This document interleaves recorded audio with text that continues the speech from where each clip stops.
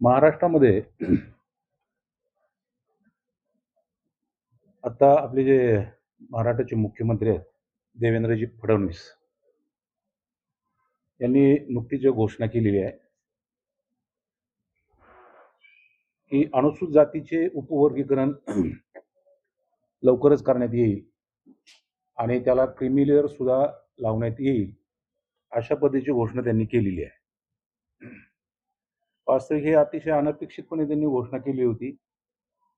कारण हा विषय तसा थंड पक्षामध्ये गेलेला होता आणि त्यांच्या या विधानाने महाराष्ट्रामध्ये थोडी कळबळ झाली आणि अनुसूचित जाती वर्गामध्ये त्याच्या सात पडसाद क्रियाप्रतिक्रिया उमटू लागलेल्या. माझ्या दृष्टीने उपवर्गीकरण, अनुसूचित जातीचं उपवर्गीकरण ही एक जातीयवादी आणि राजकीय खेळी आहे आणि हा अतिशय बुद्धिपूर्वक रचला गेलेला कट आहे. संविधानाच्या रक्षणासाठी लढणाऱ्या, इतर गोरगरीब जनतेवर होणाऱ्या अत्याचाराच्या विरोधामध्ये हा नवबौद्ध समाज, म्हणजे पूर्वाश्रमीचा महार समाजाने मी पुढे सरसावतो. संविधानाच्या रक्षणासाठी हा तळहात शिरावर घेऊन लढत असतो आणि त्यामुळे कदाचित या समाजाला घेरण्यासाठी हा आखलेला मोठा डाव आहे, असं माझं स्वतःचं मत आहे. आता यामध्ये दुर्दैव असं आहे की आमचा मातंग समाज बांधव याचा हत्यार म्हणून वापर केला जात आहे. मातंग समाज बांधवाच्या विषयी नवबौद्ध समाजाच्या मनामध्ये नेहमी आदर आहे. त्यांच्याविषयी बंधुभाव त्यांच्या मनामध्ये आहे. त्यांच्याविषयी कुठली असूया किंवा तिरस्कार नाही. समदुखी लोक होते. बौद्ध समाज, पूर्वाश्रमीचा महार आणि मातंग हे गावगाड्यामध्ये पिचले गेलेले समदुखी असे बांधव आहेत. त्यामुळे त्यांची प्रगती झाली पाहिजे ह्या मताशी मी सहमत आहे. परंतु मातंग समाज बांधवाचा या उपवर्गीकरणासंबंधी जो वापर केला जात आहे आणि हे मातंग समाज बांधवाच्या लक्षात येत नाही की आपल्या ह्याच्यात वापर होतोय. हे माझ्या दृष्टीने एक चळवळीतला कार्यकर्ता म्हणून मला याचं मनस्वी दुःख आहे. अनुसूचित जातीच्या मध्ये हा जो कलह निर्माण झालेला आहे, त्याच्यामुळे काय होतंय, बाबासाहेब आंबेडकरांनी अनुसूचित जाती धर्माच्या लोकांची जी मूठ बांधलेली आहे, ही मूठ सैल होत आहे आणि बाबासाहेबांनी तुम्हाला एकसंध करण्यासाठी केलेले प्रयत्न अपयशी होताना उघड्या डोळ्याने पाहावे लागत आहे. हे दलित समाजाचं, बांधवांचं, अनुसूचित जाती, जनजाती इत्यादी लोकांचं हे दुर्भाग्य असं म्हटलं तर वावगं ठरणार. आता ही उपवर्गीकरणाची जी अभिनव कल्पना आज आपल्याला दिसते आहे, ही नवीन आहे का? तरी अजिबात नवीन नाही. या संकल्पनेला, या अभिनव कल्पनेला 1975 मध्ये सुरुवात झालेली आहे. 1975 मध्ये पंजाब राज्याने अनुसूचित जातीचं उपवर्गीकरण केलं आणि हे अनुसूचित जातीचे जे वर्ग आहेत ते दोन गटामध्ये त्यांनी विभागलेले होते 1975 मध्ये. याच्यानंतर 2004 मध्ये आंध्र राज्य सरकारने सुद्धा अनुसूचित जातीचं उपवर्गीकरण केलं. या विरोधामध्ये चेनाई केस म्हणून ही केस इतिहासामध्ये प्रसिद्ध आहे. सुप्रीम कोर्टामध्ये या विरोधामध्ये दाद मागितली गेली. सुप्रीम कोर्टानं 5 बेंच खंडपीठ तयार केलं आणि या खंडपीठानं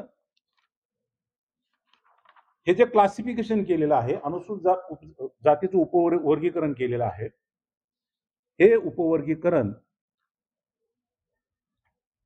हे नियमबाह्य ठरवलं आणि ते फेटाळलं. या संबंधी निकाल देताना कोर्टाने जे आपलं मत व्यक्त केलं त्या निकालपत्रामध्ये. त्यामध्ये कोर्टाचं सर्वसाधारण असं म्हणणं होतं, की अनुसूचित जातीचं उपवर्गीकरण करण्याचा अधिकार राज्य सरकारला नाही. आणि यासाठी सुप्रीम कोर्टानं आर्टिकल 341 संविधानाचं जे आर्टिकल आहे 341 याचा संदर्भ दिला आणि त्यांनी सांगितलं, की अनुसूचित जातीच्या संबंधी हस्तक्षेप करण्यासाठी किंवा फेरफार करण्यासाठी फक्त राष्ट्रपतीला अधिकार आहे. त्यामुळे राज्य सरकारने याच्यामध्ये हस्तक्षेप करणं घटनाबाह्य आहे आणि गैरकानूनी आहे. आता या निर्णयामुळे काय झालं, की पंजाबने जे 1975 मध्ये जे उपवर्गीकरण केलेलं होतं ते आपोआप रद्दबातल झालं. आता का कोणाने पंजाबच्या राज्य सरकारला किडा का वळवळत होता या आरक्षणाच्या संबंधी, ते काय मला सांगता येणार नाही. परंतु हा किडा जो राज्य सरकार पंजाबच्या मध्ये वळवळत होता, तो किडा काय थांबला नाही. 2006 मध्ये पंजाबच्या सरकारनं पुन्हा आरक्षणाचे उपवर्गीकरण केले आणि मग 2006 मध्ये हे वर्गीकरण केले. 2020 मध्ये म्हणजे 14 वर्षानंतर याच्या विरोधामध्ये दाद मागण्यात आली सुप्रीम कोर्टामध्ये. 2020 मध्ये 2004 मध्ये काय झालं, 2004 मध्ये चंद्रचूड साहेब हे सुप्रीम कोर्टाचे मुख्य न्यायाधीश झाले आणि मग त्यांनी काय केलं, देशामध्ये अशा पद्धतीचे जे खटले होते ते सगळे खटले सुप्रीम कोर्टाकडे वर्ग केले आणि त्याची एकच केस बनवून त्याची सुनावणी केली. आता या सुनावणीमध्ये काय केलं, सुनावणीमध्ये त्यांनी असं केलं, की अगोदरचं जे खंडपीठ होतं सुप्रीम कोर्टाचं 5 बेंचचं खंडपीठ, त्यांनी जो निकाल दिलेला होता तो ओव्हररूल केला आणि स्वतःचा 7 बेंचचं जे घटनापीठ त्यांनी स्थापित केलं होतं त्या खंडपीठानं निर्णय दिला, की राज्य सरकारला अशा पद्धतीचे क्लासिफिकेशन करण्याचा अधिकार आहे, त्यांनी ते करावं. आता प्रश्न असा निर्माण होतो, की एक सुप्रीम कोर्ट की जे 5 बेंच आहे ते म्हणतं, की अशा पद्धतीचे अधिकार राज्य सरकारला नाहीत. त्यांना घटनेच्या अनुच्छेद 341 प्रमाणे प्रतिबंधित केलेलं गेलेलं आहे. आणि दुसरं सुप्रीम कोर्ट म्हणतं, की जे 7 बेंच आहे त्यातला एक सदस्य जो होतो सुप्रीम कोर्ट, त्यातल्या एक महिला सदस्य होत्या, जज होत्या, त्यांनी त्याच्या विरोधात मतदान केलं होतं. म्हणजे एकच फक्त जे चंद्रचूडच्या साहेबांच्या बरोबर भूषण गवई होते, त्यांनी यांच्या संबंधीमध्ये एससी असताना सुद्धा त्यांच्याशी सहमत झालेले होते. तर केवळ एक मतानं बहुमत प्राप्त झालेले खंडपीठ अगोदरच्या सुप्रीम कोर्टाचा निकाल हे फेटाळून लावतं. म्हणजे 2 कोर्टामधलं नक्की खरं कुणाचा हा प्रश्न समोर उभा राहतो महाराष्ट्राचा आणि देशाच्या. कुणाचं खरं आहे? कोणतं कोर्ट खरं आहे? अगोदरचं 5 बेंचचं कोर्ट खरं आहे की 7 बेंचचं कोर्ट खरं आहे? आता या संबंधी काय केलं? हे भारताचं संविधान आहे. याला शरण गेलं की सगळ्या प्रश्नाची उत्तरं मिळतात. आणि मराठीत आहे, कोणाला पाहायचं असेल तर पाहावं, यासाठी मी घेऊन आलेलो आहे. या संविधानाचं काय केलं, थोडी छाननी केली आणि 341 कलम पाहिलं. 341 कलम मध्ये राष्ट्रपतींना अनुसूचित जातीच्या संबंधी हस्तक्षेप करण्याचा अधिकार फक्त आहे. त्यांना नाव त्याच्यामध्ये त्या गटामध्ये घालता येतात. परंतु कशा पद्धतीने घटनेने ज्या सीमा कक्षा आखून दिलेल्या आहेत त्याच्या अधीन राहू. त्याचप्रमाणे अनुसूचित जातीचे गट त्या वर्गामध्ये समाविष्ट करण्याचे किंवा वगळण्याचे अधिकार संसदेला आहेत. ते पण घटनेने घालून दिलेल्या सीमा कक्षाच्या अधीन राहू. पूर्ण घटना ही मी उलटी पालटी केली. पूर्ण घटना या घटनेमध्ये मला कुठेही क्लासिफिकेशन करण्याचं प्रोव्हिजन दिसलेलं नाही माझ्या अल्पबुद्धीने. मी पूर्ण घटना चाळलेली आहे. याच्यामध्ये कुठेही उपवर्गीकरण करण्याची तरतूद या घटनेमध्ये नसताना सुप्रीम कोर्टाने जो हा निर्णय दिला तो कसा दिला हा प्रश्न या निमित्तानं मला एक नागरिक म्हणून या ठिकाणी पडलेला आहे. आडात नाही तर पोहरात कसं काय आलं?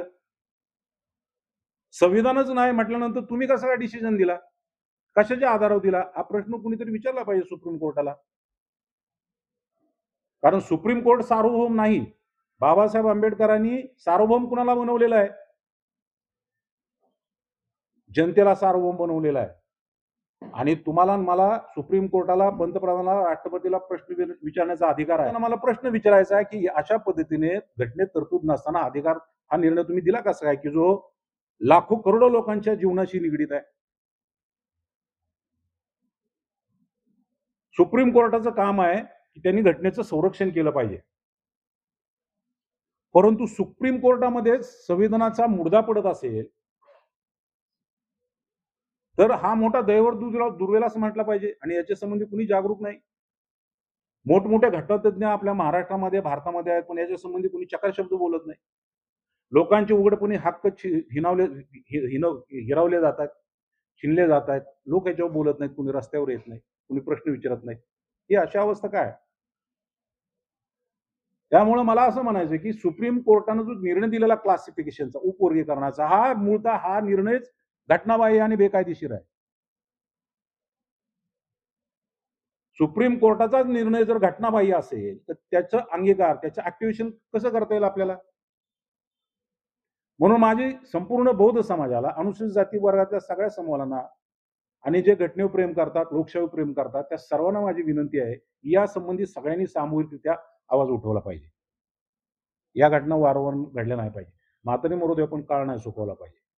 हे कुठेतरी थांबलं पाहिजे. सुप्रीम कोर्टाचा हा निर्णय घटनाबाह्य आहे आणि हा अल्ट्रा व्हायरस आहे.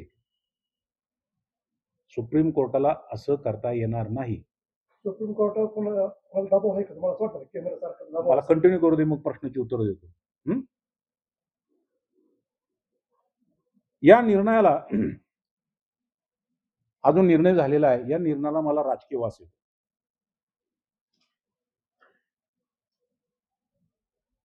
तो कसा की मातंग समाजाचे बांधव सांगतायत की हा आमच्या वाट्याचा हिस्सा महार समाजाच्या लोकांनी घेऊन गेलेले आहेत, त्यामुळे आमची प्रगती खुंटलेली आहे आणि म्हणून आम्हाला आमच्या लोकसंख्येच्या प्रमाणामध्ये आरक्षणाचा कोटा ठरवून दिला पाहिजे. माझे मातंग समाजाचे बांधव, मी एकत्र वाढलोय आम्ही सगळेजण. त्यांची मानसिकता मला माहिती आहे. त्यांच्या डोक्यात हा प्रश्न येईल कसा? मला असं वाटतं, माझा ठाम विश्वास आहे की त्यांच्या डोक्यात कोणतरी टाकलेले. अनेक मातंग समाजाचे बांधव आज आंबेडकरी विचारांचे मातंग समाजाचे मेळावे भरतायत. आंबेडकरी विचाराचे मातंग समाजाच्या पद्धतीचे मेळावे भरवले जात आहेत. अनेक लोक मातंग समाजाने बौद्ध धर्माची दीक्षा घेतलेली आहे. अनेक मातंग समाजाचे बुद्धिमान लोक बाबासाहेब आंबेडकरांच्या विचाराचा, लोकशाहीर अण्णाभाऊ साठेंच्या विचाराचा वारसा घेऊन एकत्रितपणे पुढे चाललेले आहेत. काय ठराविक लोक आहेत जे यांच्या हाताला लागलेले आहेत. त्यामुळे संपूर्ण मातंग समाजावर रोष व्यक्त करणं, त्यांच्या विरोधात आक्रमक भूमिका घेणं ही तशी आपल्याला चळवळीच्या दृष्टीने, एकतेच्या दृष्टीने, बाबासाहेबांचं स्वप्न पूर्ण करण्याच्या दृष्टीने योग्य नाही. परंतु मला त्यांना सांगायचं की त्यांचा मार्ग थोडा कुठेतरी चुकलेला आहे.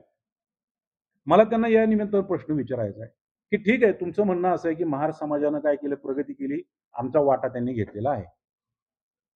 पण मला असं तुमच्या निदर्शनास आणायचं आहे की चांभार समाजाचे बांधव आहेत, त्यांनी पण प्रगती केलेली आहे. महार समाजापेक्षा कदाचित जास्त प्रगती त्यांनी केली असेल. त्याच्याविषयी मला काय असूया नाहीये, द्वेष नाहीये, उलट स्वागत आहे. मग जर अनुसूचित जाती प्रवर्गामध्ये असणाऱ्या महारांनी, त्याचबरोबर चांभार समाजाच्या बांधवांनी प्रगती केली असेल तर फक्त महार समाजावरच का काट्या टाकल्या जात आहेत, धोपाट्या का टाकल्या जात आहेत? महार समाजाला टार्गेट का केलं जातं? या प्रश्नाचं उत्तर मला दिलं पाहिजे कोणीतरी.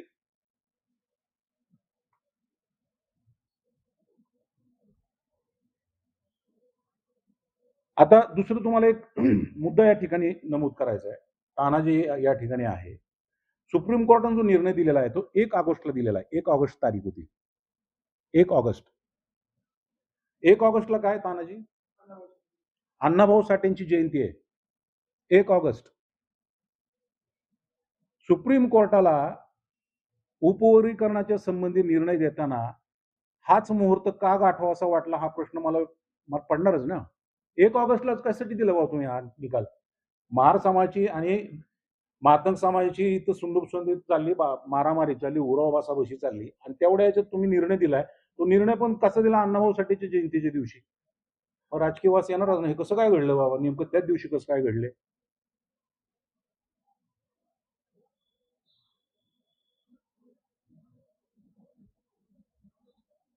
दुसरी गोष्ट अशी की सुप्रीम कोर्टानं अजून निर्णय दिलेला आहे. मी आधीच सांगितलं की घटनाबाह्य निर्णय आहे, परंतु सुप्रीम कोर्टाने जो निर्णय दिलाय त्या निर्णयाकडे आपण बारकाने बघितलं तर त्या निर्णयामध्ये काय म्हटलंय त्यांनी की राज्य सरकारला उपवर्गीकरणाचा अधिकार आहे. उपवर्गीकरण कोणाकोणाचं?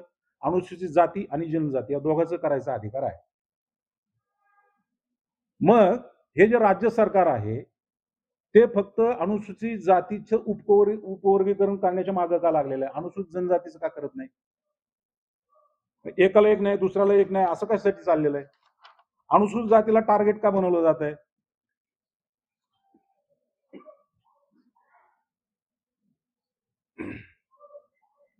आता कोर्टाने जे सांगितलेलं आहे याच्यामध्ये काय गोष्टी कोर्टाने जरी निर्णय घटनाबाह्य दिलेला असला, नियमबाह्य दिलेला असला, की कोर्टाच्या निर्णयामध्ये काय म्हटलेलं आहे की तुम्हाला हे करताना तर राज्य सरकारला अधिकार आलाय.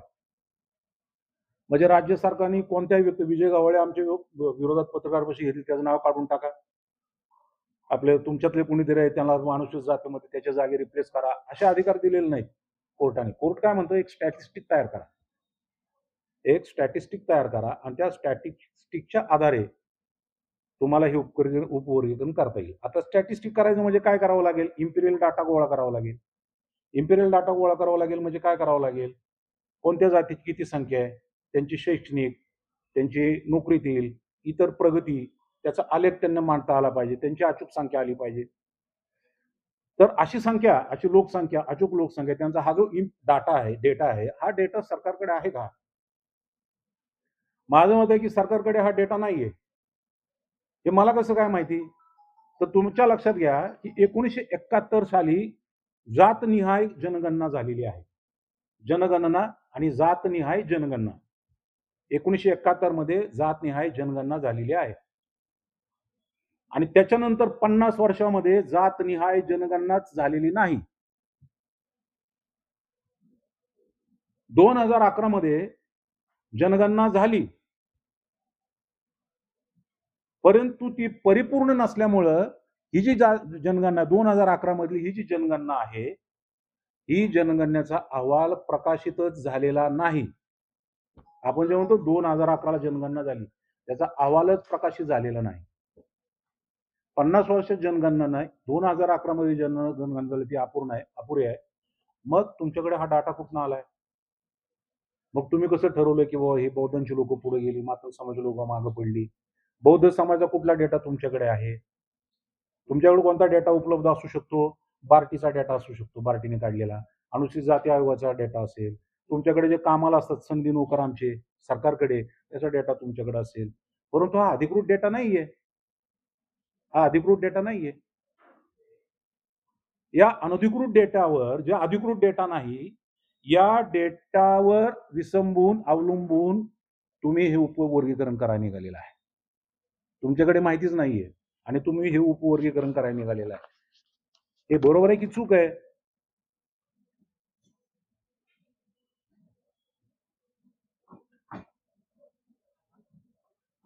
आता यासाठी काय केलं? राज्य सरकारनं अनंत बदर या निवृत्त न्यायाधीशाची नेमणूक केलेली आहे. एक समिती निवडली त्यांच्या अध्यक्षतेखाली, 1 सदस्यीय समिती, अनंत बदर. आता अनंत बदरने काय काम केलंय? अनंत बदरने असं काम केलंय, अनंत वरचा जो न वरचा जो अनुस्वार आहे तो काढायचा आणि ब वर टाकायचा, असं काम केलेलं आहे. अनंत बदर न वरचा अनुस्वार काढायचा आणि तो ब वर टाकायचा, असं काम त्यांनी केलेलं आहे.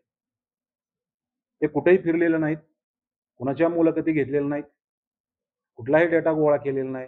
कुठं महाराष्ट्रात फिरलेत, एखाद्या बुद्धिमान माणसाशी बोललेत, एखाद्या कार्यकर्त्याशी बोललेत, एखाद्या एनजीओशी बोललेत, संघटनेशी बोललेत, असं कुठेही प्रकाशित झालेलं नाही, कुठेही छापलेलं नाही. म्हणजे त्याचा एव्हिडन्सच नाही ते महाराष्ट्रात कुठे फिरलं. मग त्यांच्याकडे डेटा कुठला आला? तुम्ही पुरवलेला डेटा त्यांनी दिलेला आहे. हा डेटा विश्वसनीय नाही, अपूर्ण आहे आणि याच्या डेटावर तुम्हाला अशा पद्धतीचं वर्गीकरण करता येणार नाही. दुसरी बात अशी की त्या अनंत बंदरने तुम्ही डायरेक्ट सूचना हरकती मागवताय, ते पण 11, 12, 13, 14, 15 की ज्यावेळेस संपूर्ण अनुसूचित जातीचा समाज जनतेमध्ये बिझी झालेला असतो, त्यांना फुरसत नसती, त्या काळामध्ये 5 दिवसात तुम्हाला सूचना हरकती द्यायच्या. बरं, सूचना हरकती द्यायच्या ठीक आहे, सूचना हरकती द्यायच्या, परंतु कशावर द्यायच्या? सूचना हरकत द्यायच्या कशावर? जो काय अहवाल आहे तो अहवाल तुम्ही प्रकाशित केला पाहिजे. हा प्रकाशित केल्यानंतर जनतेच्या माहितीसाठी ठेवला पाहिजे. त्याला ठराविक त्यांना अभ्यास करण्याची, स्टडी करण्यासाठी तुम्ही तेवढासा पुरेसा वेळ दिला पाहिजे. आणि हा अहवाल ज्यावेळेस तुम्ही प्रकाशित कराल, हा जनतेसमोर ठेवाल, त्यावेळेस जनता त्यातून वाचून स्टडी करून मग सूचना हरकती देणार ना. हा अहवालच तुम्ही जनतेसमोर ठेवला आणि डायरेक्ट सूचना हरकती मागवताय. म्हणजे सूचना हरकती अहवाल न वाचता देण्याची ही जी पद्धत आहे, ही अभिनव पद्धत जर राज्य सरकारकडे असेल तर दलित समाजाला द्यावी, बौद्ध समाजाला द्यावी, की अहवाल न वाचता सूचना हरकती आपल्याला घेता येतात. दुसरी गोष्ट काय सांगितली की क्रिमी लेअर लावायचं, क्रिमी लेअर. फडणवीस साहेबांनी घोषणा केली क्रिमी लेअर लावायचं. आता क्रिमी लेअर जे लावलं जातं ते कोणाला लावलं जातं? आता ओबीसी बांधवांना. आता हे क्रिमी लेअर कोणाला लावणार आहेत? अनुसूचित जातीच्या लोकांना उपवर्गीकरण केल्यानंतर. आता 2 भाग आहेत. ओबीसीचं आरक्षण जे आहे ते ओबीसीचं आरक्षण आर्थिक निकषावर, आर्थिक मुद्द्यांवर लागू केलेलं आहे. आणि हे अनुसूचित जाती जनजातीचं जे आरक्षण आहे, हे आरक्षण सामाजिक मुद्द्यावर, सामाजिक तत्वावर ते दिलेलं आहे. मग अनुसूचित जातीचं जे आरक्षण सामाजिक तत्वावर आधारलेलं आहे, त्याला तुम्ही आर्थिक निकष कसे काय लावू शकता? कसे काय लावणार? 2 भाग आहेत ते वेगवेगळे. क्रिमिनल कसे लावणार त्याला?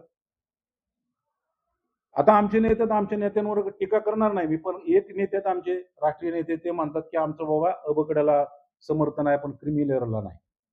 आमचे दुसरे नेते आहेत ते म्हणतात अर्ध सत्य ना अर्ध खोटं आहे.